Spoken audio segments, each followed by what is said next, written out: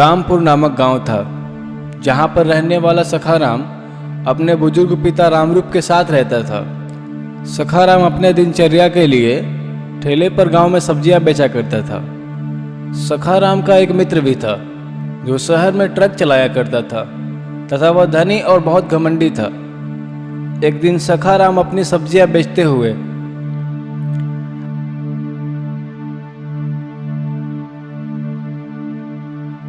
आलू ले लो, प्याज ले लो, टमाटर ले लो।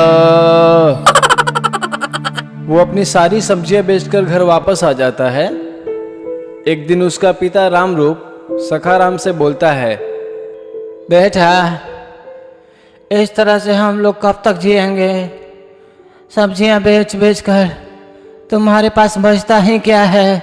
बस रोज का 50 रुपया ही तो बचता होगा। तभी सखाराम बोलता है, पिताजी, मैं शहर में जाकर भी काम कर सकता था और गांव की अपेक्षा ज्यादा धन भी कमा सकता था, लेकिन आप यहाँ गांव में अकेले पड़ जाएंगे ना, और आपका ख्याल कौन रखेगा? बेटा, मैं बहुत भाग्यशाली हूँ कि मुझे तुम्हारे जैसा पुत्र मिला है। तुम्हारी माँ के देहांत के बाद आज तक मुझे उसकी कमी नहीं खली है। भगवान तुम्हें तरक्की दे बेटा। तरक्की का क्या पता है, मिले या ना मिले, लेकिन भगवान आपको सही सलामत रखे, यही मेरी तरक्की होगी। इस तरह से सखाराम अपने पिता से बहुत प्यार करता था। एक दिन सखाराम अपने जानवरों को जंगल में लेकर गया होता है। तभी उसके शहर का दोस्त रुपेश का कॉल आता है। फोन पर रुपेश बोलता है,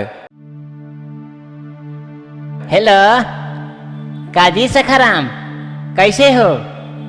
हम तुम्हारा दोस्त ट्रक वाला रुपेश बोल रहा हूँ। हाँ भाई रुपेश, कैसे हो? और हाँ भाई, तुम्हारी आवाज मेरे दिमाग में बैठी है और तो और नंबर भी सेव है, तो इतना बताने की जरूरत नहीं है मेरे भाई। से मैं बिल्कुल ठीक हूँ। तुम बताओ, तुम कैसे हो? मैं भी मस्त हूँ रे भाई। घर में बड़ी टीवी है, फ्रिज है और ये कूलर है और एसी भी लगवाए हैं। अब घर में इतना कुछ लाखों का सामान है तो मस्त ही रहूंगा ना। तभी सखाराम मन ही मन बोलता है, कैसा व्यक्ति है? कभी बोलता है ट्रक वाला रुपेश हूँ, तो कभी बोलता है कि कूलर, फ्रिज, एसी सब है मेरे घर में। अभी कुछ पैसे उधार मांग दूं तो दांत चियार देगा। फोन पर रुपेश बोलता है, अरे चुप क्यों हो गए? मेरे कूलर, फ्रिज, एसी के बारे में सोच रहे हो क्या? सोचो सोचो, सोचना भी चाहिए। आखिर पूरी गांव का एकलौता ऐसा आदमी हूँ जो एसी में रहता है। अरे नहीं रे भाई, मैं तो अपने जानवरों को देख रहा था। अरे गांव में रहेगा तो जानवर ही चराएगा ना। आजा तो शहर में 10-15 हजार का काम तो मैं खुद ही दे दूंगा।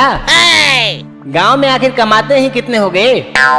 नहीं नहीं मेरे भाई, मैं यही गांव में ही ठीक हूँ, खुश हूँ। सब्जियां बेचकर, पशु पालकर, और तो कम से कम गांव समाज के लोग हमारे दुख सुख में शामिल तो हो जाते हैं। तुम्हारे शहर में तो कोई एक दूसरे को जानता भी नहीं है। मैं यही खुश हूँ यार। चल मैं अब कॉल रख रहा हूँ, ठीक है? हाँ। रुपेश और सखाराम अपना अपना कॉल रख देते हैं। तभी रुपेश बोलता है, लग रहा है कि मेरे शान शौकत एसी, कूलर, ट्रक व्रक के बारे में सोचकर कॉल रख दिया। एक दिन सखाराम अपने खेत से सब्जियां तोड़कर गांव में ले जाता है और गांव में कुछ सब्जियां बेचकर जंगल के रास्ते वापस आ रहा था। तभी जंगल में एक कुएं से अजीब सी आवाज आती है, भैया, तुम्हारे पास जो सब्जियां बची है वो मुझे दे दो। सब्जी वाला बहुत परेशान हो जाता है और डरते हुए बोलता है, कौन हो भाई? तुम क्यों डरा रहे हो मुझको? आखिर मैंने क्या बिगाड़ा है तुम्हारा? तभी वो भूत बोलता है, भैया, तुम्हारे पास जो सब्जियां बची है वो मुझे दे दो यार, प्लीज भैया ना, प्लीज दे दो ना। तुम क्या करोगे इन सब्जियों का? तुम तो भूत हो ना। सब्जी वाले भाई, तुम मेरे कुएं के अंदर आओ तो सही। मेरे पास बहुत सारा खजाना है, और रही सब्जी की बात तो मेरे भाई, मैं एक शाकाहारी भूत हूँ, तो मैं सिर्फ शाकाहारी चीजें ही खाता हूँ। जंगल की चीजें खा खा कर उग गया हूँ यार। भूत भाई, मैं तो सब्जियां दे दूंगा, लेकिन ये बची सब्जियां लेकर इसलिए घर जा रहा था ताकि मैं इन सब्जियों को बनाकर रात में अपने पिताजी को खिला पाऊं। सब्जी वाले भाई, तुम तो बहुत सेवा करते हो यार अपने पिता का। यार मैं तो बहुत खुश हुआ तुमसे। तुम अंदर इस भूमिगत गुफा में आओ, मैं तुम्हारी सब्जियों के बराबर सोना तौल कर तुम्हें दूंगा और फिर तुम निकल जाना यहाँ से। कौन तुम्हें रोकेगा? जब सब्जी वाला सखाराम अंदर जाता है तो देखता है कि उस भूमिगत गुफा में बहुत सारी वस्तुएं सोने और हीरे की रखी रहती हैं। वो देखकर बहुत हैरान हो जाता है। वो भूत उसके सब्जी के वजन के बराबर सोने तौलकर दे देता है